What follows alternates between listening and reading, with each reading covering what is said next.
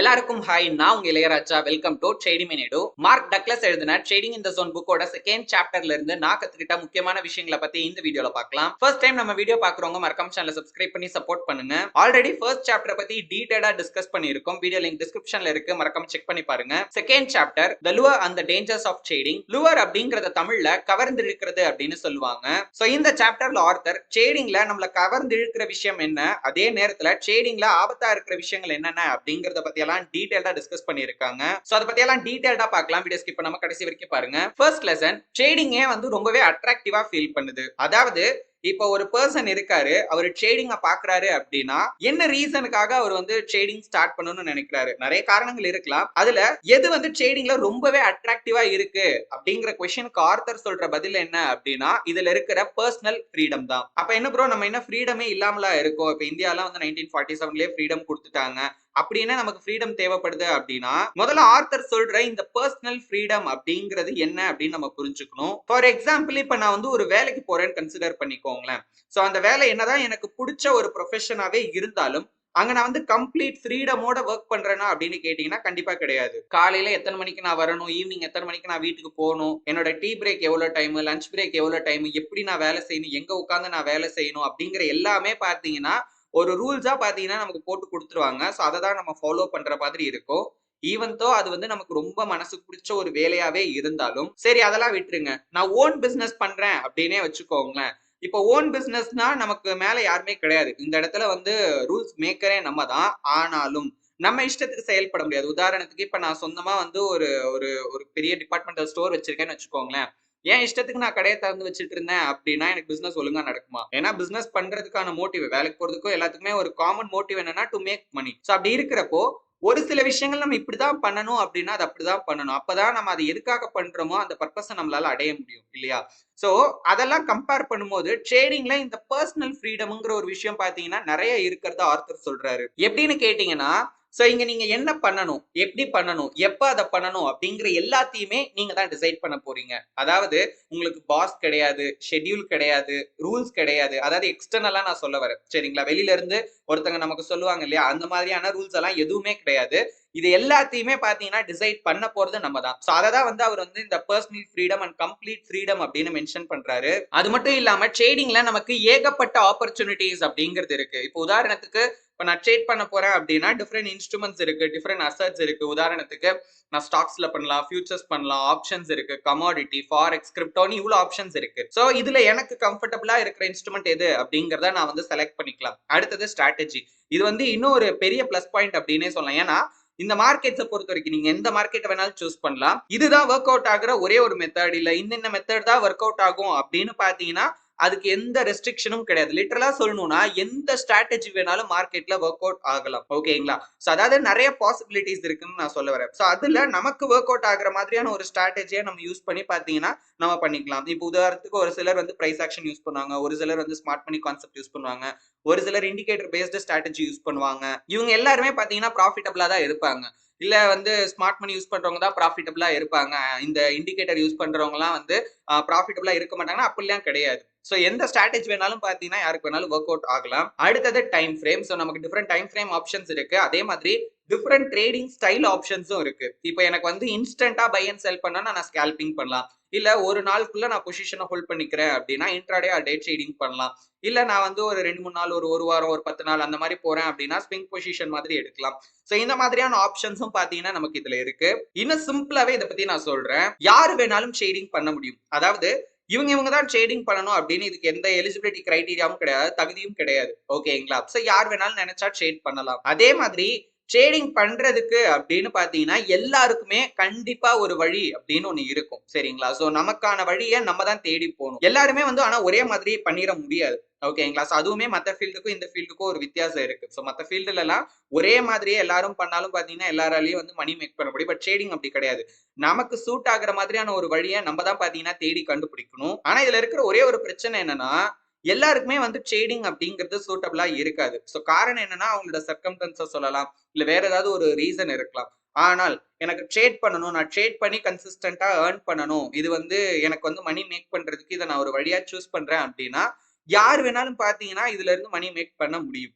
ஆனால் அதுக்கு அந்த ப்ராசஸ்ல நம்ம வந்து ஃபோக்கஸ்டா இருக்கணும். பிளஸ் வந்து அது நமக்கான வழி. நான் முன்னாடி சொன்னதுதான். அந்த வழிய நம்ம வந்து கண்டுபிடிக்கிற வரைக்கும் பார்த்தீங்கன்னா, தொடர்ந்து நம்ம எஃபோர்ட் போட்டுக்கிட்டே இருக்கணும். பட் அதுல இருக்கிற சிக்கல் என்ன அப்டின்னா, இந்த ப்ராசஸ் வந்து நமக்கு வந்து ரிவார்ட குடுக்காது. அதாவது இப்ப இவ்ளோ விஷயம் நம்ம பண்றோம் இல்லையா? இப்ப நமக்கான வழிய கண்டுபிடிக்கிற வரைக்கும், நம்ம எத எதிர்பார்த்து இதெல்லாம் பண்றோமோ, சோ நம்மளோட எண்ட் கோல் வந்து பார்த்தீங்கன்னா, காசு சம்பாரிக்கணும் அப்டிங்கிறது தான். அந்த காசு சம்பாரிச்சுருவோமான்னு கேட்டீங்கன்னா, இல்ல. அப்போ காசே சம்பாரிக்காம நான் எதுக்கு தேவையில்லாம என்னோட டைம வேஸ்ட் பண்றேன் அப்படின்னும் பார்த்தீங்கன்னா, ஒரு கட்டத்துக்கு மேல எனக்கு தோண ஆரம்பிக்கலாம். ஆனால், இப்போ காலேஜ்லாம் போறோம். சரிங்களா? இப்ப நான் ஒரு இன்ஜினியரிங் டிகிரி படிச்சுட்டு இருக்கேன் அப்படின்னா, 4 வருஷம் அந்த டிகிரி. இப்ப இந்த 4 வருஷத்துல நான் காலேஜ் அட்மிஷன் போட்ட உடனே எனக்கு வந்து எங்க மாச சம்பளம் காணும் அப்படின்னு நம்மளால சொல்லிற முடியுமா? இல்ல வந்து இப்ப நான் டாக்டர் படிக்கிறேன். சோ, ஃபர்ஸ்ட் வருஷம் போய் அட்மிஷன் போட்டோனே நான் போயிட்டு பேஷண்ட்ஸ் அட்டெண்ட் பண்ணி அவங்களுக்கு ட்ரீட்மெண்ட் குடுத்துற முடியுமா? காசு சம்பாரிச்சிட முடியுமா அதுலருந்து? இல்ல. அதுக்கு ஒரு ப்ராசஸ் இருக்கு. அத கம்ப்ளீட் பண்ணா தான் அடுத்த ஸ்டெப் நம்ம மூவ் பண்ண முடியும். பட் ட்ரேடிங் என்ன அப்டின்னா, பாத்தா அந்த டே 1லயே நம்ம வந்து சம்பாரிச்சிட முடியும் அப்டிங்கிற ஒரு எண்ணத்த வந்து பாத்தீங்கன்னா உருவாக்கிரும். என்ன பொறுத்தவரைக்கும் நான் அதையுமே வந்து ஒரு அட்ராக்டிவான ஃபேக்டரா பாக்குறேன். பட் அது வந்து ஒரு டேஞ்சரஸான ஒரு ஃபேக்டர். ஏன்னா, நம்ம ஒரு தப்பான மைண்ட் செட்லயே உள்ள வர மாதிரி ஆகிரும். ஆனா எனக்கு புரியல. அது எப்படி டே 1லயே வந்து சம்பாரிக்க முடியும் அப்டின்னு தோணுது அப்டிங்கிறதே எனக்கு தெரியல. ஆனா உண்மைய சொல்றேன். நானுமே ட்ரேடிங் ஸ்டார்ட் பண்றப்ப எனக்கும் அதே தாட் தான் இருந்துச்சு. பட் நான் வந்து ஒரு பாயிண்ட்க்கு அப்புறம் தான் அத ரியலைஸ் பண்ணேன். சோ இதுவும் கிட்டத்தட்ட மத்த ஃபீல்டு மாரி தான். பட் ஒரு சில வித்தியாசங்கள் இருந்தாலும், சில பொதுவான விஷயங்கள் அதுலயும் குறிப்பா பிசினஸ்க்குன்னு ஒரு சில பண்புகள் இருக்கும் இல்லீங்களா? அது வந்து ட்ரேடிங்ல நெறையவே பார்த்தீங்கன்னா ஒத்து போகும். சோ இங்க வந்து இந்த டே 1ல இருந்தே ப்ராஃபிட் பண்றதுங்கிறதெல்லாம் பாசிபிளே கிடையாது. முதல்ல ப்ராஃபிட் பண்ணணும்னா, அதுக்கு முன்னாடி நம்ம ஒரு ப்ராசஸ்ல ஈடுபடணும். ஆனா, இதுல இன்னொரு வித்தியாசமான விஷயம் என்னன்னா, இப்ப காலேஜ் படிக்கும்போதெல்லாம், காலேஜ்க்கு நம்ம ஃபீஸ் கட்டுறோம் அதோட ஓகே. ஆனா, வேலை செய்ய மாட்டோம். சரிங்களா? அதுக்காக நம்ம பிரிப்பேர் தான் ஆயிட்டு இருப்போம். ஆனா, இங்க நம்ம பிரிப்பேர் பண்றதுக்கே வேலை செஞ்சு தான் பிரிப்பேர் பண்றோம். அதாவது நான் என்ன சொல்ல வரேன்னா, ட்ரேடிங் பண்ணி தான் நான் ட்ரேடிங்கே கத்துக்க முடியும். சோ, அப்ப ட்ரேடிங் பண்ணணும்னா, என்னோட காச நான் இன்வால்வ் பண்றேன். நான் அந்த காச யூஸ் பண்ணி ட்ரேட் பண்றேன். இப்ப அதுக்கு நான் கண்டிப்பா வந்து ரிவார்ட் எதிர்பார்ப்பேன். இல்லையா? ஏன்னா நான் என்னோட ஹார்ட் ஏர்ன் மணியையும் யூஸ் பண்றேன். டைமையும் போட்டு, எஃபோர்ட் போட்டு நான் பண்ணிட்டு இருக்கேன். அப்ப நான் வந்து ரிசல்ட் மட்டும் எதிர்பார்க்க கூடாதுங்கிறது நியாயம் இல்ல இல்லையா? சோ அப்படி இருக்கிறப்ப தான் ஆட்டோமேட்டிக்கா அந்த ரிசல்ட் அப்படிங்கிறது நமக்கு ஒரு முக்கியமான விஷயமா அந்த இடத்துல ஆகிருது. ட்ரேடிங்ல இருக்கிற இந்த பெர்சனல் ஃப்ரீடமே நமக்கு சைக்காலஜிக்கலி நெறைய சவால்கள பார்த்தீங்கன்னா உருவாக்குது அப்படின்னு ஆர்தர் சொல்றாரு. அண்ட் அந்த சவால்கள் எல்லாம் சந்திக்கிறதுக்கு மோஸ்ட் ஆஃப் த பீப்பிள் பார்த்தீங்கன்னா தயாராவே இருக்க மாட்டாங்க. அதுக்கு ரொம்ப முக்கியமான காரணம் என்ன அப்படின்னா, இந்த மாதிரியான சவால் எல்லாம் நம்ம நார்மல் லைஃப்ல இதுக்கு முன்னாடி நம்ம வந்து ஃபேஸ் பண்ணியிருக்கவே மாட்டோம். அதாவது நெறைய நம்ம சவால்கள ஃபேஸ் பண்ணியிருப்போம். பட் இங்க வர மாதிரியான சைக்காலஜிக்கல் சேலஞ்சஸ நம்ம மோஸ்ட்லி லைஃப்ல பார்த்தீங்கன்னா எக்ஸ்பீரியன்ஸ் பண்ணியிருக்கவே மாட்டோம். அதனாலேயே அத ஹேண்டில் பண்றது அப்படிங்கிறது ரொம்பவே கஷ்டமாகிருது. ஒருவேளை நம்மளால இந்த ஃப்ரீடம கண்ட்ரோலே பண்ண முடியல அப்படின்னா, நம்ம வந்து நெறைய மிஸ்டேக் பண்றதுக்கான வாய்ப்பு இருக்கு. அதன் விளைவா வந்து எமோஷனல் பெயின வந்து நம்ம தொடர்ந்து எக்ஸ்பீரியன்ஸ் பண்ற மாதிரி இருக்கும். 2வது லெசன் இன்டர்னல் மென்டல் ஸ்ட்ரக்சர நம்ம கிரியேட் பண்ணணும். இந்த இன்டர்னல் மென்டல் ஸ்ட்ரக்சர் அப்படிங்கிறது வேற ஒண்ணும் கிடையாது. சிம்பிளா சொல்லணும் அப்படின்னா மைண்ட் செட் தான். ட்ரேடிங்க பொறுத்தவரைக்கும் எக்ஸ்டர்னலா பார்த்தீங்கன்னா நமக்கு லிமிட்ஸ் அப்படின்னு பார்த்தீங்கன்னா கிடையவே கிடையாது.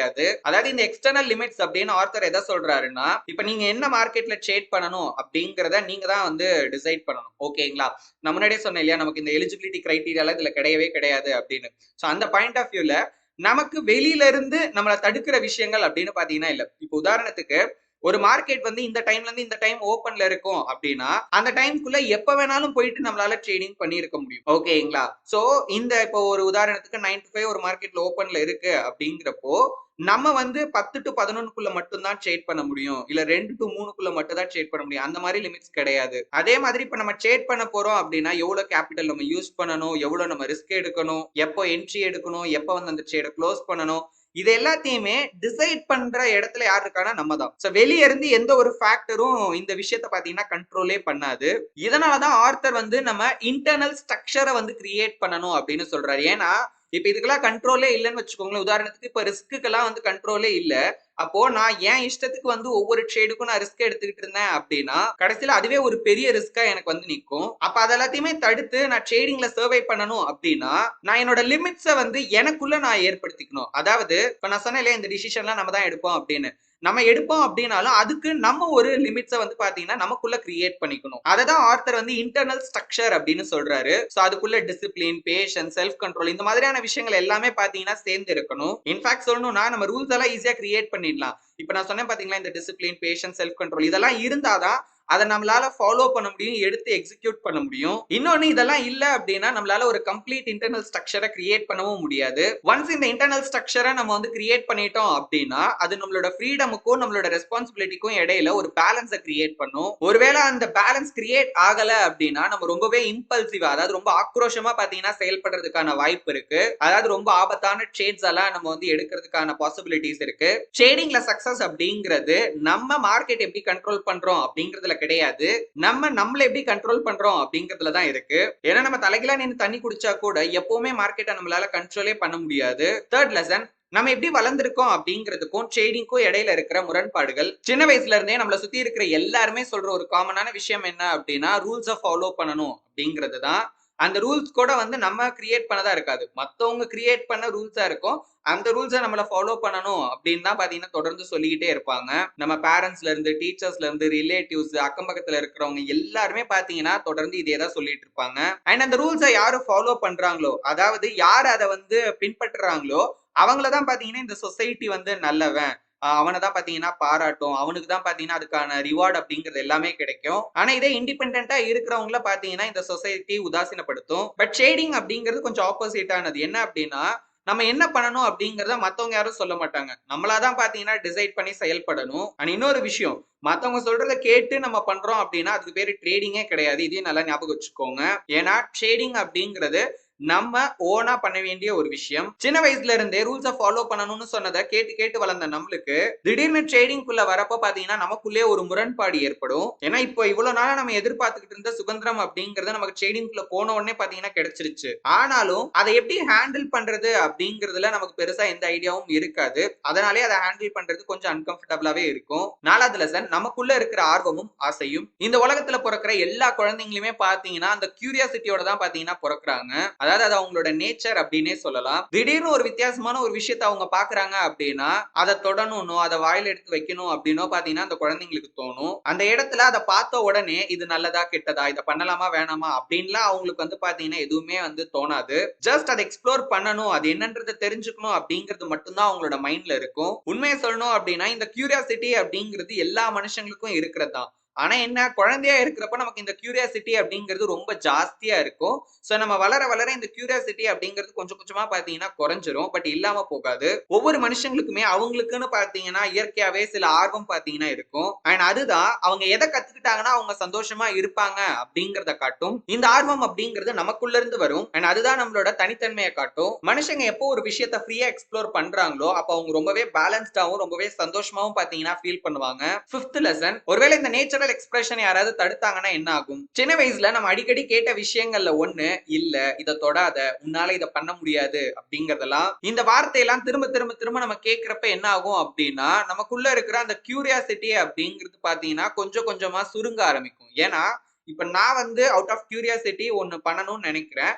பட் என்ன வெளியில இருந்து ஒருத்தர் கண்ட்ரோல் பண்ணி இதை பண்ணாத, அதை பண்ணாத, அப்படி பண்ணக்கூடாது, இது இல்ல, இது சரியில்லை, இது தப்பு அப்படின்னு தொடர்ந்து பாத்தீங்கன்னா என்ன ரெஸ்ட்ரிக்ட் பண்ணிக்கிட்டே வரும்போது அங்க என்னோட கியூரியாசிட்டி அப்படிங்கிறது தடுக்கப்படுது. இது ஒரு கட்டத்துக்கு மேல எனக்குள்ளேயே பாத்தீங்கன்னா ஒரு இன்பேலன்ஸை கிரியேட் பண்ணுது. ஏன்னா நான் ஒரு விஷயம் பண்ணணும்னு நினைக்கிறேன், பட் ஆனா வெளியே நான் எக்ஸ்பீரியன்ஸ் பண்ற விஷயம் வேறையா இருக்கு. சோ ஒரு பாயிண்ட்டுக்கு மேல இதெல்லாம் பண்ணணும் அப்படின்னே பாத்தீங்கன்னா நமக்கு சுத்தமா தோணாமலே போயிரும். பட் இருந்தாலும் அது நமக்குள்ள ஒரு எமோஷனல் பெயினை வந்து கிரியேட் பண்ணிடும். நம்மளோட பிரெயினை பொறுத்த வரைக்கும் நம்மளோட ஆசைக்கும் நம்ம எக்ஸ்பீரியன்ஸ் பண்ற விஷயத்துக்கும் இடையில ஒரு பேலன்ஸ் இருக்கணும் அப்படின்னு அது எதிர்பார்க்கும். ஆனா தொடர்ந்து இப்ப நம்ம பண்ணணும்னு நினைக்கிறத நம்மள சுத்தி இருக்கிறவங்களோ இல்ல நம்மளோட சுச்சுவேஷனோ பண்ண விடாம தடுத்துக்கிட்டே இருந்துச்சு அப்படின்னா அந்த பேலன்ஸ் அப்படிங்கிறது கடைசி வரைக்கும் பாத்தீங்கன்னா கிரியேட்டே ஆகாது. அது ஒரு பாயிண்ட்டுக்கு மேல கோபத்தையும் விரத்தையும் பாத்தீங்கன்னா ஏற்படுத்தும். ஆனா இது எல்லாமே தானாலாம் பாத்தீங்கன்னா சரியே ஆகாது. சிக்ஸ்த் லெசன், இந்த எமோஷனல் பெயினோட ரிசல்ட்ஸ். இந்த மாதிரியான நிறைவேறாத ஆசை அப்படிங்கிறது தீர்க்கப்படாத ஒரு எமோஷனல் பெயின் ஆகிரும். இயற்கையாவே இந்த பெயின் எல்லாம் வெளியே கொண்டு வரதுக்கு ஒரு சிறந்த வழி அப்படின்னு பாத்தீங்கன்னா அழுகிறது தான். ஆனா குழந்தையில நம்ம அழுகவே கூடாது அப்படின்னு தான் சொல்லி கொடுத்து வளர்த்திருப்பாங்க. அதையும் மீறி சின்ன வயசுல எல்லாம் நம்மளால அந்த பெயினை தாங்கவே முடியல அப்படின்னா நம்ம அழுதுருப்போம். இதே நம்ம வந்து பெரியவங்களா ஆகிட்டோம் அப்படின்னா அதுலயும் ஒரு குறிப்பிட்ட ஏஜுக்கு அப்புறம் அழுகிறதுக்கு கூட பாத்தீங்கன்னா நம்ம வந்து தயக்கப்படுவோம். யார் என்ன நினைப்பாங்களோ, யார் ஏதோ சொல்லுவாங்களோ அப்படின்னு பாத்தீங்கன்னா நம்ம வந்து யோசிக்க ஆரம்பிச்சிருவோம். அதனால அழுக கூட பாத்தீங்கன்னா நம்மளால ஃப்ரீயா முடியாது. சோ இதனால என்ன ஆகுது அப்படின்னா இந்த எமோஷனல் பெயின் அப்படிங்கிறது நமக்குள்ளேயே ட்ராப் ஆகிருது. சோ இந்த விஷயம் காலப்போக்குல நமக்குள்ளேயே வந்து ஒரு எம்டினஸா பாத்தீங்கன்னா உருவாகிறது. அதாவது ரொம்பவே வந்து வெறுமையா நம்ம வந்து ஃபீல் பண்ணிட்டு இருப்போம். அண்ட் தொடர்ந்து நம்ம வந்து அதை ஃபில் பண்றதுக்கான முயற்சி எடுத்துக்கிட்டே இருப்போம். அண்ட் அதுவே ஒரு கட்டத்துக்கு மேல நமக்கு வந்து அடிக்ஷனாவும் மாறிடும். ட்ரேடிங் பண்ற மோஸ்ட் ஆஃப் த பீப்புளுக்கு டிசிப்ளின்டா ஃபோக்கஸ்டா ட்ரேடிங் பண்ணணும் அப்படின்னு தான் ஆசை. பட் அப்படி நம்மள பண்ண விடாம தொடர்ந்து நமக்கு ஒரு இடையூறை இந்த ஃபீலிங்ஸ் எல்லாம் ஏற்படுத்தும் அப்படின்னு ஆர்த்தர் சொல்றாரு. 7வது லெசன், ட்ரேடிங் ஏன் குறிப்பா ஆபத்தானது. இதுல இருக்கிற மெயின் ஆபத்தே பாத்தீங்கன்னா இதுல இயற்கையா நமக்கு எந்த ஒரு பவுண்டரிஸும் பாத்தீங்கன்னா கிடையாது. அதாவது எந்த ஒரு எல்லையுமே பாத்தீங்கன்னா கிடையாது. பட் மோஸ்ட் ஆஃப் த ஆக்டிவிட்டீஸ்ல நமக்கு பவுண்டரி அப்படின்னு இருக்கும். நான் ஏற்கனவே ஒரு எக்ஸாம்பிள் சொன்னேன் இல்லைங்களா. இப்போ நான் ஒரு ஆஃபீஸ் போறேன்னா போற டைம், வர டைம், சாப்பிட்ற டைம் எல்லாத்துக்குமே ஒரு ரெஸ்ட்ரிக்ஷன் அப்படின்னு இருக்கும். ஏன் ஈவன் ரோட்ல நான் என்னோட வண்டியை ஓட்டிட்டு போறேன் அப்படின்னா கூட அதுக்குன்னு சில ரூல்ஸ் அண்ட் ரெகுலேஷன்ஸ் எல்லாமே இருக்கும். அந்த மாதிரி ட்ரேடிங் நம்ம உள்ள வரப்போ இந்த மாதிரியான நேச்சுரல் பவுண்டரிஸ் அப்படிங்கிறது பாத்தீங்கன்னா பெருசா எதுவுமே இருக்காது. மார்க்கெட்டை பொறுத்த வரைக்கும் அது ஸ்டாப் ஆகாம தொடர்ந்து பாத்தீங்கன்னா மூவ் ஆகிட்டே தான் இருக்கும். இதுல வந்து ஒரு ஸ்டார்ட் ஆஃப் பினிஷோ பாத்தீங்கன்னா கிடையவே கிடையாது. இது வந்து ரொம்ப ரொம்ப ஒரு இம்பார்ட்டன்டான லெசன். ஸோ இதுல ஆர்த்தர் என்ன சொல்ல வராரு அப்படின்னா, ஃபார் எக்ஸாம்பிள் இப்ப நான் வந்து ஒரு நாள் ட்ரேட் பண்றேன். ஒரு 5 ட்ரேட் பாத்தீங்கன்னா எனக்கு லாஸ் ஆகிடுச்சு. இப்ப 6வது ட்ரேட் நான் எடுக்க போறப்ப இல்ல எரர் வருது. இல்ல என்னால ஆர்டரே பிளேஸ் பண்ண முடியல. ஏன்? ஏன்னா நீங்க வந்து 5 இன்னைக்கே வந்து 5 ட்ரேட் லாஸ் பண்ணிருக்கீங்க.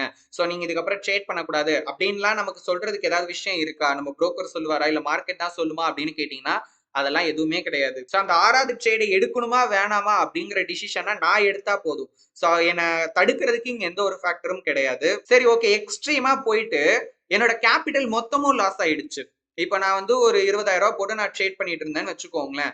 அந்த 20,000 வந்து எனக்கு லாஸ் ஆயிடுச்சுன்னு வச்சுப்போம். இப்பயாவது நம்மளால ஸ்டாப் பண்ணுவாங்களா? நம்மள யாராவது ஸ்டாப் பண்ணுவாங்களான்னா, இப்ப நம்மளால புது ட்ரேட் எடுக்க முடியாது. ஏன்னா நம்ம அக்கவுண்ட்ல பேலன்ஸ் இல்ல. ஆனால் இப்பவும் பாத்தீங்கன்னா, இங்க வந்து நான் ஸ்டாப் பண்ணணுமா? இல்ல கன்டின்யூ பண்ணணுமா? அப்படிங்கிறத நான் தான் டிசைட் பண்ணணும். எப்படி ப்ரோ அதான் காசே இல்லையே அப்படின்னா, இப்ப நான் நினைக்கிறேன், இல்ல இது வந்து ஒரு சின்ன லாஸ் தான். திரும்ப ரெக்கவர் பண்ணிடலாம் அப்படின்னு நினைச்சு, திரும்ப ஒரு 50,000 போட்டு ட்ரேட் பண்றதுக்கும் எனக்கு ஃபெசிலிட்டீஸ் இருக்கு. ஓகேங்களா? நீங்க வந்து ஒரு அக்கவுண்ட்ட ஸ்கொயர் ஆஃப் பண்ணிட்டீங்க. சோ வந்து நீங்க வந்து ஒரு வாரம் ட்ரேடே பண்ணக்கூடாது அப்படிங்கிற மாதிரியான ரெஸ்ட்ரிக்ஷன் அப்படிங்கிறது மார்க்கெட்ல எதுவுமே இல்ல அப்படிங்கிறத தான் ஆர்த்தர் வந்து நோ பவுண்டரிஸ் அப்படின்னு சொல்றாரு.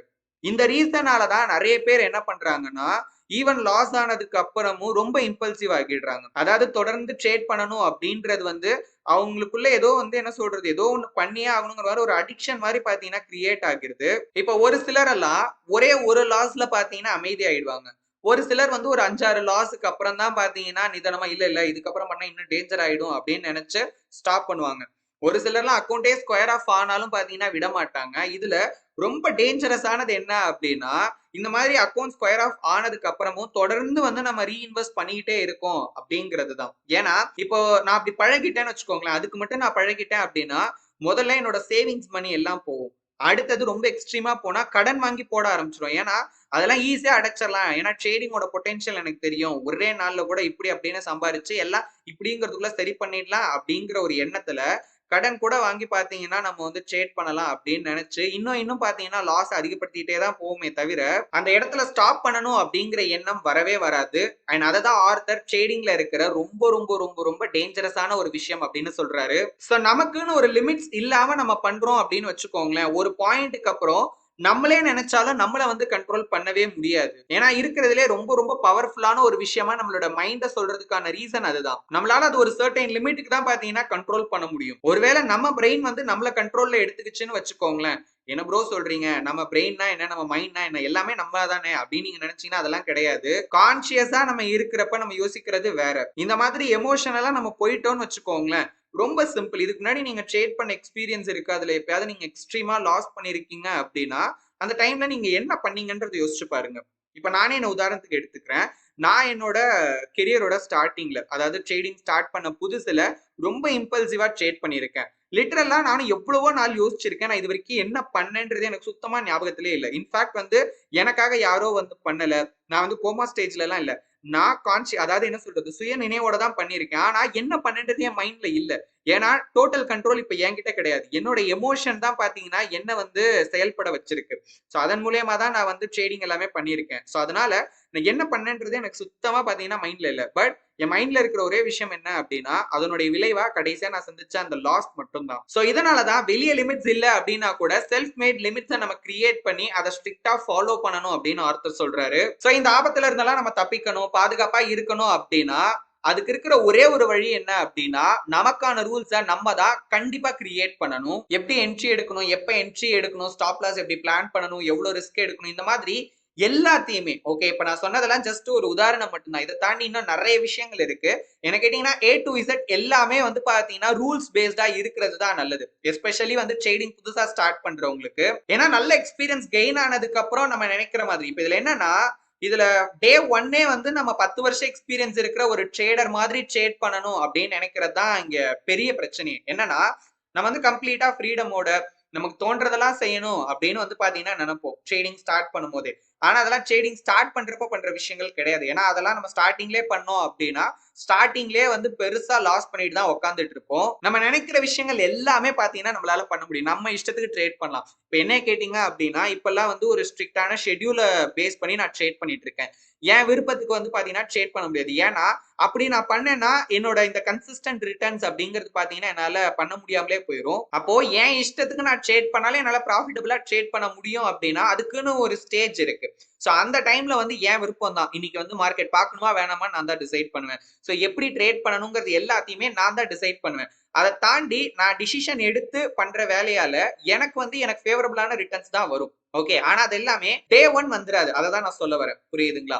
சோ அதனாலதான் ஒரு பிகினரா இப்பதான் நீங்க புதுசா மார்க்கெட் குள்ள வரீங்க அப்படின்னா என்ன பொறுத்த வரைக்கும் இருக்கிற பெஸ்டான வழி என்ன அப்படின்னா ரூல்ஸ் பேஸ்டா போறதுதான். எதுவுமே நம்மளா பண்ணாம நம்மளாவே யோசிச்சு பண்ணாம இதுனா இப்படிதான் பண்ணுவேன், இப்படி இருந்தா இதான் பண்ணுவேன்னு எல்லாத்தையுமே பாத்தீங்கன்னா ஒரு ரூல்ஸா கிரியேட் பண்ணி வச்சுக்கணும் ஸ்டார்டிங்லயே. எப்போனா சார்ட்டுக்குள்ள போறதுக்கு முன்னாடி ட்ரேடிங் பண்றதுக்கு முன்னாடியே பக்காவான ரூல்ஸ் பேஸ்டு பிளான கிரியேட் பண்ணி அதை ஃபாலோ பண்ணாலே போதும். ஒரு நாள் இல்ல ஒரு நாள் சக்சஸ்ஃபுல் ட்ரேடர் கண்டிப்பா ஆகிர முடியும். 8th லெசன் ட்ரேடிங்க கேம்லிங் கோட ஆர்த்தர் கம்பேர் பண்றாரு.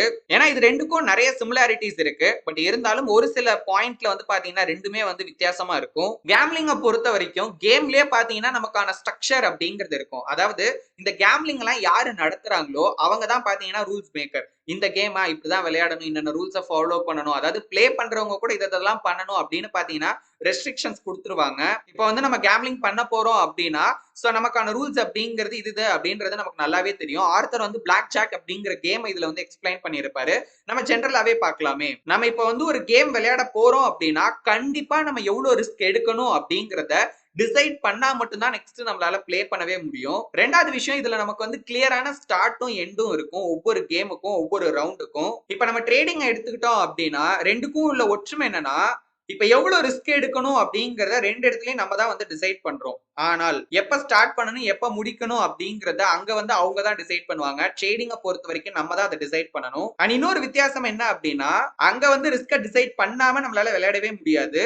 பட் ட்ரேடிங்கை பொறுத்த வரைக்கும் ரிஸ்க டிசைட் பண்ணல அப்படின்னா கூட பாத்தீங்கன்னா நம்மளால ட்ரேடிங் பண்ண முடியும். அண்ட் அதுவே பாத்தீங்கன்னா ஒரு பெரிய ரிஸ்க் எடுக்கிற மாதிரி தான். சோ இந்த மாதிரி கேம்லிங்ல இருக்கிற ஸ்ட்ரக்சர் எதுவுமே ட்ரேடிங்ல இல்லாததுனால என்ன ஆகுது அப்படின்னா தொடர்ந்து வந்து நம்ம லாஸ் பண்றதுக்கான வாய்ப்பு இருக்கு. ஏன்னா நம்மள தடுக்கிறதுக்கு அப்படின்னு பாத்தீங்கன்னா எந்த ஒரு எக்ஸ்டர்னல் ஃபேக்டரும் இங்க கிடையாது. முன்னாடியே சொன்னேன் இல்லைங்களா, அக்கௌண்டே ஸ்கொயர் ஆஃப் ஆனா கூட திரும்ப திரும்ப ரீஇன்வெஸ்ட் பண்ணி பண்ணி ட்ரேட் பண்றதுக்கான பாசிபிலிட்டி இருக்கிறதுனாலையும் அப்படியும் பண்ணலாம் அப்படிங்கிற மைண்ட் செட் நமக்குள்ளேயே உருவாக்குறதுனாலையும் பாத்தீங்கன்னா தொடர்ந்து வந்து நம்ம லாஸ் ஆகிறதுக்கான பாசிபிலிட்டிஸும் இருக்கு.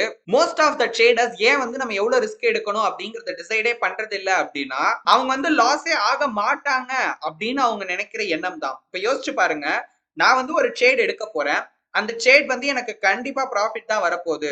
மார்க்கெட் வந்து நான் நினைச்ச மாதிரி தான் மூவ் ஆக போகுது, இப்படிதான் நடக்க போகுது, இது வந்து லாஸ் ஆக சான்ஸே இல்ல அப்படின்னு இருக்கிறப்போ நான் எதுக்காக அந்த இடத்துல எவ்வளவு ரிஸ்க் இருக்கு, நம்ம எவ்வளவு ரிஸ்க் எடுக்கலாம், இதை பத்தி எல்லாம் நான் ஏன் கவலைப்படணும்? இப்போ உதாரணத்துக்கு ஒரு ட்ரேட் எடுக்கிறேன், அது வந்து கண்டிப்பா ப்ராஃபிட் தான் வரப்போகுது அப்படின்னு எனக்கு தெரிஞ்சிருச்சு அப்படின்னா நான் அந்த இடத்துல கம்மியான குவான்டிட்டில எல்லாம் ட்ரேட் பண்ண மாட்டேன். என் இஷ்டத்துக்கு எவ்வளவுக்கு எவ்வளவு அதிகமான குவான்டிட்டி வாங்க முடியுமோ அவ்வளவுக்கு அவ்வளவு வாங்கிடுவேன். ஏன்னா கம்மியா குவான்டிட்டி எடுக்கிறப்ப கம்மியா தான் ப்ராஃபிட் வரும். எப்படி இருந்தாலும் அது ப்ராஃபிட் வரப்போகுது. சோ அதிகமா குவான்டிட்டி எடுத்தா நமக்கு நிறைய ப்ராஃபிட் தானே வரப்போகுது அப்படின்னு நினைச்சு ஹை குவான்டிட்டில ட்ரேட் எடுப்போம். அப்போ இன்டைரக்டா அந்த இடத்துல நம்ம என்ன பண்றோம், ஹையர் ரிஸ்க்கும் எடுக்கிறோம். ஆனா அதை பத்தி எல்லாம் நம்ம யோசிப்போமா அப்படின்னு கேட்டீங்கன்னா இல்ல. ஏன்னா நம்ம மைண்ட் ஃபுல்லா இருக்கிற விஷயம் என்ன அப்படின்னா இந்த ட்ரேட் கண்டிப்பா ப்ராஃபிட், இந்த ட்ரேட் கண்டிப்பா ப்ராஃபிட் அப்படிங்கிறது மட்டும்தான். 9th லெசன் ட்ரேடிங்ல இருக்கிற வரமும் சாபமும். சோ இதுல இருக்கிற வரம் என்ன அப்படின்னு கேட்டீங்கன்னா இதுல இருக்கிற கம்ப்ளீட் ஃப்ரீடம் தான். ஏன்னா நம்ம கம்ப்ளீட் ஃப்ரீடமா செயல்பட்டு கூட நம்மளோட சக்சஸை நம்மளால உருவாக்க முடியும். அதாவது என் இஷ்டத்துக்கு நான் பண்ணா கூட இங்க நம்மளால வந்து பாத்தீங்கன்னா சக்சஸ் ஆக முடியும். இப்ப ஜென்ரலா மத்த இடத்துல எல்லாம் எடுத்து பாத்துக்கிட்டீங்கன்னா சக்சஸ் அப்படிங்கிறதுக்கு இதெல்லாம் பண்ணணும் அப்படின்னு ஒரு சில விஷயங்கள் இருக்கு. அதே மாதிரி ஒரு சில விஷயம் ட்ரேடிங்க்கும் இருக்கு, நான் இல்லைன்னு சொல்லல. பட் நம்ம செயல்படுற விதம்னு ஒண்ணு இருக்கு பாத்தீங்களா, அதுல நம்மளால சுதந்திரமா பாத்தீங்கன்னா செயல்பட முடியும். சோ அது வந்து இதுல இருக்கிற ஒரு வரம் அப்படின்னே சொல்லலாம். ஆனா இதுல இருக்கிற சாபம் என்ன அப்படின்னா நம்ம ஒரு தப்பான டிசிஷன் எடுக்காம தடுக்க எக்ஸ்டர்னலா நமக்கு எந்த ஒரு பவுண்டரிஸும் பாத்தீங்கன்னா கிடையவே கிடையாது. மார்க்கெட்டை பொறுத்த வரைக்கும் நம்மளால பெருசா சாதிக்கவும் முடியும், இல்ல அப்படின்னா நம்மளே அழிச்சுக்கவும் முடியும். பட் இது எதையுமே மார்க்கெட் டிசைட் பண்ணாது, நம்மளோட செயல்பாடுகள் தான் முடிவு பண்ணும். ஒரு கன்சிஸ்டன்ட் ட்ரேடர் எப்பவுமே அவங்களோட கேபிட்டலை ப்ரொடெக்ட் பண்றதுக்கு ஸ்ட்ரிக்டான ரூல்ஸை ஃபாலோ பண்ணிட்டே இருப்பாங்க. சோ ட்ரேடிங்ல நம்ம சக்சஸ் ஆகணும் அப்படின்னா ஒரு பக்கம் செல்ஃப் டிசிப்ளினும் இன்னொரு பக்கம் எமோஷனல் கண்ட்ரோலும் ரொம்ப முக்கியம். அடுத்த ஆர்த்தர் வந்து ஒரு 4 முக்கியமான ப்ராப்ளம்ஸ் பத்தி டிஸ்கஸ் பண்ணியிருப்பாரு. அத பத்தி ஒன் பை ஒன்னா பார்க்கலாம். சோ ஃபர்ஸ்ட் ப்ராப்ளம் என்ன அப்படின்னா, ரூல்ஸை கிரியேட் பண்ண நம்ம விருப்பப்படவே மாட்டோம். இதுக்கு என்ன காரணம், இதுல என்ன பிரச்சனை அப்படிங்கறத பார்ப்போம். சோ ஃபர்ஸ்ட் விஷயம் என்ன அப்படின்னா, சப்கான்சியஸாவே வந்து இந்த ரூல்ஸ், இந்த பவுண்டரிஸ் இது எல்லாத்தையுமே பாத்தீங்கன்னா நம்ம அவாய்ட் பண்ணுவோம். நமக்கு அதெல்லாம் பிடிக்கவே பிடிக்காது. நம்மளை பொறுத்த வரைக்கும் நம்ம இஷ்டத்துக்கு செயல்படணும் அப்படின்னு தான் நம்ம நினைப்போம். அதுல ஒரு பக்கம் தப்பு இல்ல அப்படின்னா கூட ட்ரேடிங் அப்படின்னு உள்ள வரப்ப அப்படி நம்ம இருந்தோம் அப்படின்னா அது நமக்கே ஆபத்தா மாறுறதுக்கு தான் நிறைய வாய்ப்பு இருக்கு. சோ அதெல்லாம் நம்ம தடுக்கணும் அப்படின்னா அதுக்கு இருக்கிற ஒரே ஒரு சொல்யூஷன் ரூல்ஸை கிரியேட் பண்றது மட்டும் தான். நீங்க மோஸ்ட் ஆஃப் த ட்ரேடர்ஸ் கிட்ட கேட்டு பாத்தீங்கன்னு வச்சுக்கோங்களேன், ரூல்ஸ் எல்லாம் நல்லது அப்படின்னு தான் சொல்லுவாங்க. இன்ஃபேக்ட் ரூல்ஸை கிரியேட் கூட பண்ணிருவாங்க. பட் ஆக்சுவலா அதை வந்து ஃபாலோ பண்ணுவாங்களா அப்படின்னு கேட்டீங்கன்னா அதான் இல்ல. ஒரு பக்கம் ரூல்ஸை கிரியேட் பண்றதே ஒரு பிரச்சனையா இருக்கு, இன்னொரு பக்கம் முட்டி மோதி எப்படியாவது கஷ்டப்பட்டு ரூல்ஸை கிரியேட் பண்ணிட்டோம் அப்படின்னா கூட அதை ஃபாலோ பண்றதுல பிரச்சனை இருக்கு. இந்த ரூல்ஸ் அப்படிங்கிற ஒரு விஷயத்த கேட்டாலே சின்ன வயசுல அது எப்படியெல்லாம் நம்மள கண்ட்ரோல் பண்ணுச்சு, இதனால எப்படியெல்லாம் நம்மளோட ஃப்ரீடம் அப்படிங்கிறது போச்சு அப்படிங்கிற ஒரு விஷயம் தான் ஞாபகத்துக்கு வரும். அப்படி இருக்கிறப்போ நம்ம கண்ணு முன்னாடி நம்மளே கிரியேட் பண்ணி வச்ச ரூல்ஸே இருந்தாலும் கூட, அதாவது நம்மளே நமக்காக கிரியேட் பண்ண ரூல்ஸே இருந்தாலும் கூட அதை ஃபாலோ பண்றது அப்படிங்கிறது கஷ்டமா தான் இருக்கும். சோ இந்த ரூல்ஸ் எல்லாம் ஒரு ப்ரொடெக்ஷனா பார்க்காம ஒரு ரெஸ்ட்ரிக்ஷனா பாத்தீங்கன்னா பார்ப்பாங்க. ஆனா ட்ரேடிங்ல நம்ம சக்சஸ்ஃபுல் ஆகணும் அப்படின்னா இந்த ரூல்ஸ் எல்லாம் ஒரு பனிஷ்மெண்டா பார்க்காம ஒரு செல்ஃப் கண்ட்ரோல் டூலா நம்ம பார்க்கறது தான் நல்லது. இப்ப நம்ம ரூல்ஸே இல்லாம ட்ரேட் பண்றோம் அப்படின்னா மோஸ்ட்லி நம்ம எடுக்கிற டிசிஷன் அப்படிங்கிறது எமோஷன்ஸை பேஸ் பண்ணி தான் இருக்கும். பட் ஆனா ட்ரேடிங் சக்சஸ்க்கு இந்த ரூல்ஸ் அப்படிங்கிறது ரொம்ப ரொம்ப ரொம்ப அவசியமான ஒண்ணு. உலகத்துல இருக்கிற எல்லா ட்ரேடர்ஸுமே ரூல்ஸை கிரியேட் பண்ணி தான் ட்ரேட் பண்ணுவாங்க அப்படின்னு நம்மளால சொல்லிட முடியாது. ஆனா சக்சஸ்ஃபுல்லா இருக்கிற எல்லா ட்ரேடர்ஸ் கிட்டயும் இருக்கிற பொதுவான விஷயங்கள் அப்படின்னு நீங்க எடுத்து பாத்தீங்கன்னா அதுல ஒண்ணு கண்டிப்பா இந்த ரூல்ஸ் பேஸ்டா ட்ரேட் பண்றது அப்படிங்கிறது பாத்தீங்கன்னா இருக்கும். ஒவ்வொருத்தரோட ரூல்ஸ் வந்து டிஃபர் ஆகலாம். சோ ஒருத்தர் ஒரு மாதிரி ரூல்ஸை ஃபாலோ பண்ணலாம், இன்னொருத்தர் வந்து ஒரு ரூல்ஸை ஃபாலோ பண்ணலாம். பட் அங்க பொதுவா இருக்கிறது ரூல்ஸ் அப்படின்னு ஒரு விஷயம் இருக்கும். ஓகே, அந்த ரூல்ஸா அவங்க வந்து ஸ்ட்ரிக்டா ஃபாலோ பண்ணியிருப்பாங்க. அண்ட் அதனாலதான் அவங்க வந்து ஒரு சக்சஸ்ஃபுல் ட்ரேடராகவும் இருக்காங்க. அதனாலதான் ஆர்த்தர் இந்த ரூல்ஸ் அப்படிங்கிறது அவசியமான ஒண்ணு அப்படின்னு சொல்றாரு, தேவையான ஒண்ணு அப்படின்னு அவர் சொல்லல. ஏன்னா தேவைக்கும் அவசியத்துக்குமே வித்தியாசம் இருக்கு. தேவைனா இருந்தா ஓகே அப்படிங்கிறது, இதே அவசியம் அப்படிங்கிறது கண்டிப்பா இருக்கணும் அப்படிங்கிறது. சோ ரூல்ஸ் எல்லாம் கண்டிப்பா இருக்க வேண்டிய ஒரு விஷயம். ரெண்டாவது ப்ராப்ளம், ரெஸ்பான்சிபிலிட்டி எடுத்துக்கணும் அப்படின்னு நினைக்க மாட்டாங்க. பெரும்பாலான ட்ரேடர்ஸ் ஒரு லாஸ் பண்ணிட்டாங்கன்னு வச்சுக்கோங்களேன், உடனே வந்து மார்க்கெட் இப்படி ஆகிருச்சு அதனாலதான் எனக்கு லாஸ் ஆச்சு, இல்ல அவங்க உள்ள வந்துட்டாங்க அதனாலதான் எனக்கு லாஸ் ஆச்சு, இல்ல வந்து இப்ப வந்து நியூஸ் திடீர்னு வந்துருச்சு, இல்ல என் புரோக்கர் வந்து ஏதோ என்ன ஏமாத்திட்டாரு, இல்ல நான் யூஸ் பண்ற ஸ்ட்ராட்டஜி வந்து சுத்த வேஸ்ட் அப்படின்னு அந்த இடத்துல பழிய தூக்கி மத்த விஷயங்கள் மேல போட ட்ரை பண்ணுவாங்களே தவிர அதுக்கான ரெஸ்பான்சிபிலிட்டியா பாத்தீங்கன்னா எடுத்துக்கணும்னு நினைக்கவே மாட்டாங்க. ஆனா உண்மையை சொல்லணும் அப்படின்னா நம்ம எடுக்கிற ட்ரேடோட அவுட்கம் அப்படிங்கிறதுக்கு முக்கியமான காரணமே நம்ம எடுத்த டிசிஷன் தான். ஏன்னா யாராவது வந்து சொன்னாங்களா, ரொம்ப சிம்பிள். இப்ப நம்ம பிளேம் பண்றோம்னு வச்சுக்கோங்களேன், அந்த விஷயத்தையே எடுத்துக்கலாம். உதாரணத்துக்கு இப்ப நான் மார்க்கெட்டே எடுத்துக்கிறேன். மார்க்கெட் வந்து சொன்னுச்சு நீங்க இங்க ட்ரேட் எடுங்க, இங்க ட்ரேட் எடுத்தாதான் கரெக்டா இருக்குன்னு மார்க்கெட்டா சொன்னுச்சு. அதை பார்த்து நம்ம தான் வந்து அனலைஸ் பண்ணி இங்க ட்ரேட் எடுக்கலான்ற முடிவை எடுக்கிறோம். சரி, ஸ்ட்ராட்டஜி எடுத்துக்கலாம். ஸ்ட்ராட்டஜி என்ன நம்ம காதுல வந்து சொன்னுச்சா இங்க வந்து ட்ரேட் அங்க வந்து ட்ரேட் அப்படின்னு, அதை நம்ம கத்துக்கிட்டோம், அதை அப்ளை பண்றோம். அப்ளை பண்ணி நம்ம தான் டிசைட் பண்றோம். அந்த பை பட்டன் என்ன யாராவது நம்ம கையை பிடிச்சி வந்து, இல்ல நம்ம சொல்றோம் இல்லையா அந்த இன்ஸ்டிடியூஷனல் பிளேயர் தான் வந்து என்னோட லாஸை வந்து எடுத்துக்கிட்டாங்க, என் ஸ்டாப் லாஸை ஹண்ட் பண்ணிட்டாங்கன்னு சொல்றேன். இப்ப நான் அவங்கள வந்து நம்மள கம்பல் பண்ணி நம்ம கையை பிடிச்சி இங்க பை பண்ணி இங்க கரெக்டா ஸ்டாப் லாஸ் வை, அப்பதான் நான் வந்து ஸ்டாப் லாஸை ஹண்ட் பண்ண முடியும் அப்படின்னு சொல்லிட்டு போறாங்களா, இல்ல பண்ணிட்டு தான் போறாங்களா? கண்டிப்பா இல்ல. நீங்க நல்லா யோசிச்சு பாருங்களேன், இந்த எல்லா டிசிஷன்ஸையும் எடுக்கிறது நம்ம தான். நம்ம எடுத்த அந்த டிசிஷன்ஸ்க்கு ஏத்த மாதிரி தான் நம்ம வந்து செயல்பட்டிருப்போம். அந்த செயலுக்கான விளைவாதான் அந்த அவுட்கம், அதாவது அந்த லாஸ் அப்படிங்கிறது வந்திருக்கும். அப்படி இருக்கிறப்ப எல்லா வேலையும் நம்ம பண்ணிட்டு மத்த விஷயங்கள் மேல பழி போட்டா அது எப்படி இருக்கும்? சோ நம்ம எடுக்கிற எல்லா ட்ரேடுக்கான ரெஸ்பான்சிபிலிட்டியையும் நம்ம தான் எடுத்துக்கணும். அதாவது ஃபுல்லா ரெஸ்பான்சிபிலிட்டி எடுத்துக்கிறது அப்படின்னா என்னன்னா, அந்த டிசிஷன் மூலமா வர ரிசல்ட்ஸ் எதுவாக இருந்தாலும் அதை நம்ம வந்து ஏத்துக்கணும், இல்ல ஏத்துக்க தயாரா இருக்கணும். அதை பண்ணாம நம்மளால லேர்ன் பண்ணவும் முடியாது, இம்ப்ரூவ் ஆகவும் முடியாது. மூணாவது ப்ராப்ளம், ரேண்டம் ரிவார்ட்ஸ் மேல வர அடிக்ஷன். என்னை பொறுத்த வரைக்கும் இதுவும் ஒன் ஆஃப் த டேஞ்சரஸான ஒரு விஷயம் அப்படின்னு சொல்லுவேன். ஏன்னா மார்க்கெட்ல சம்டைம்ஸ் வந்து நம்மளோட பேட் பிஹேவியருக்கும் பாத்தீங்கன்னா மார்க்கெட் வந்து ப்ராஃபிட்டை கொடுக்கும். ப்ராஃபிட் தானே ப்ரோ வருது, அங்க பேட் பிஹேவியர் இருந்தா என்ன, குட் பிஹேவியர் இருந்தா என்ன, ப்ராஃபிட் தானே அப்படின்னு நீங்க கேட்டீங்கன்னா இதுவும் நிறைய பேர் வந்து பாத்தீங்கன்னா தப்பா புரிஞ்சுக்கிறாங்க. ஃபர்ஸ்ட் விஷயம், நமக்கு ப்ராஃபிட் வருது அப்படின்னா அது எப்படி வருதுன்னு நமக்கு தெரியணும். என்ன ப்ரோ லாஸ் வருதுன்னா அது எப்படி வருது அப்படின்னு நீங்க தெரிஞ்சுக்கணும்னு சொல்றீங்கன்னா அதுல ஒரு நியாயம் இருக்கு. ஏன்னா இப்ப நான் காரணத்தை தெரிஞ்சுக்கிட்டேன்னா அடுத்த தடவை நான் உஷாரா இருப்பேன். ப்ராஃபிட் எப்படி வந்தாதான் என்ன, அதெல்லாம் எதுக்கு உட்கார்ந்து நம்ம ஸ்டடி பண்ணி டைம் வேஸ்ட் பண்ணணும் அப்படின்னு கேட்டீங்கன்னா ரொம்ப சிம்பிள். இப்போ ஒரு தடவை ப்ராஃபிட் பண்ணா போதுமா அப்படின்னு தான் நான் உங்ககிட்ட கேட்பேன். அது எப்படி ப்ரோ ஒரு தடவை ப்ராஃபிட் பண்ணா, ஒவ்வொரு தடவையில ப்ராஃபிட் பண்ணணும், அதே தான் நானும் சொல்ல வரேன். சோ ஒவ்வொரு டைமும் நம்ம ப்ராஃபிட், அதாவது நம்ம எடுக்கிற எல்லா ட்ரேட் அப்படின்னு நான் சொல்ல வரல. லாங் ரன்ல நம்ம ப்ராஃபிட்டபிளா இருக்கணும் அப்படின்னா ஏற்கனவே நம்ம எப்படி ப்ராஃபிட் பண்ணிருக்கோம், அதுக்கு நம்ம எப்படி ஒர்க் பண்ணிருக்கோம் அப்படிங்கறத தெரிஞ்சுக்கணும்ல. சோ அதனாலதான் ப்ராஃபிட் வந்தா கூட அது எப்படி வருது அப்படிங்கறத நம்ம தெரிஞ்சுக்கணும் அப்படின்னு ஆர்த்தர் சொல்றாரு. ஏன்னா இந்த மாதிரியான ரேண்டமான ப்ராஃபிட்ஸ் அப்படிங்கிறது ட்ரேடர்ஸ்க்கு தப்பான லெசனை டீச் பண்ணும். உண்மையாவே அந்த இடத்துல நம்ம லக்கு மூலியமா தான் ப்ராஃபிட்டே பண்ணிருப்போம். ஆனா நம்மளோட ஆக்ஷன்ஸ்னால தான் நம்ம அந்த ப்ராஃபிட் பண்ணோம் அப்படிங்கிற மாதிரி பாத்தீங்கன்னா நம்ம வந்து நம்பிட்டு இருப்போம். இததான் ஆர்த்தர் வந்து அந்த ராங் லெசன் அப்படின்னு சொல்றாரு. ஏன்னா இப்ப இந்த நம்பிக்கை என்கிட்ட இருந்துச்சுன்னு வச்சுக்கோங்களேன், ஓகே ஓகே இப்படி பண்ணேன் அதனால எனக்கு ப்ராஃபிட் வந்துச்சு, அதே அப்ப நம்ம வந்து ரிப்பீட் பண்ணலாம் அப்படின்னு திரும்ப திரும்ப அதே தப்ப நம்ம பண்ணிட்டு இருப்போம். பட் ஆனா அந்த தப்புக்கு தொடர்ந்து வந்து நமக்கு வந்து இதே மாதிரியான ரேண்டம் ப்ராஃபிட்ஸ் அப்படிங்கிறது வருமா அப்படின்னு கேட்டீங்கன்னா அது கேள்விக்குறிதான். ஏன்னா இது வந்து லக்க பேஸ் பண்ண ஒரு விஷயம். இதுல வந்து ஸ்கில்ன்ற ஒரு விஷயம் துளி கூட கிடையாது. அதுவும் இல்லாம இந்த லக் அப்படிங்கிறது பர்சன் டு பர்சன் மாறும். கன்சிடர் இப்ப நம்ம ஒரு 3 ட்ரேடர்ஸ் எடுத்துக்கலாம். சோ ட்ரேடர் ஏ இருக்காரு, அவர் ஒரு 20 ட்ரேட் எடுக்கிறாரு. அவருக்கு வந்து ஒரு 15 ட்ரேட் பாத்தீங்கன்னா ப்ராஃபிட் ஆகுது. ட்ரேடர் பி இருக்காரு, அவரும் 20 ட்ரேட் எடுக்கிறாரு. ஆனா அவருக்கு 10 ட்ரேட் தான் ப்ராஃபிட் ஆகுது. ட்ரேடர் சி இருக்காரு, அவரும் 20 ட்ரேட் எடுக்கிறாரு. ஆனா அவருக்கு 5 ட்ரேட் தான் ப்ராஃபிட் ஆகுது. இப்ப இவங்க 3 பேருக்கும் உள்ள ஒரு ஒற்றுமை என்ன அப்படின்னா 3 பேருமே ரேண்டமா தான் ட்ரேட் பண்ணிருக்காங்க. ரூல்ஸ் கிடையாது. சோ வந்து இம்பல்சிவா எமோஷனலா தான் பாத்தீங்கன்னா அவங்க எடுத்த எல்லா ட்ரேடையும் அவங்க எடுத்திருக்காங்க. ஆனா அவங்களோட ரிசல்ட்ஸ்ல இருக்கிற வித்தியாசத்துக்கு மெயின் காரணம் என்ன அப்படின்னு பாத்தீங்கன்னா ஒவ்வொருத்தரோட லக்க வந்து ஒரு இம்பார்ட்டன்ட் ஃபேக்டரா சொல்லலாம். ட்ரேடர் ஏக்கு வந்து பாத்தீங்கன்னா பயங்கர அதிர்ஷ்டம் இருந்ததுனால அவர் தப்பாவே ட்ரேட் பண்ணாலும் அவருக்கு 15 ட்ரேட் பாத்தீங்கன்னா ப்ராஃபிட்ல வந்திருக்கு. சியை பொறுத்த வரைக்கும் அந்த அளவுக்கு அவருக்கு லக் இல்ல. அதனால அவருக்கு மோஸ்ட் ஆஃப் த ட்ரேட் பாத்தீங்கன்னா லாஸ் தான் ஆகிருக்கு. இப்ப ட்ரேடர் ஏ கதைக்கு வரலாம். இப்ப இவர் என்ன பண்றாருன்னா நம்மளோட திறமையால தான் நம்ம இப்படி ப்ராஃபிட் பண்ணிருக்கோம் அப்படின்னு அவர் நினைச்சு இன்னும் ஒரு 20 ட்ரேட் எடுக்கிறாரு.